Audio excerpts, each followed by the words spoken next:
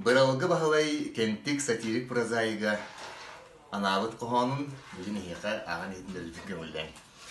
Омуннах онюну таптырбын, балынка тыллары этербин, көрүжөс аргыстах сылжарбын, эдер кыз мешерин аларбын, сорохтор сөргүлүү аныхкы. Берде суок сурагы ытыхкы.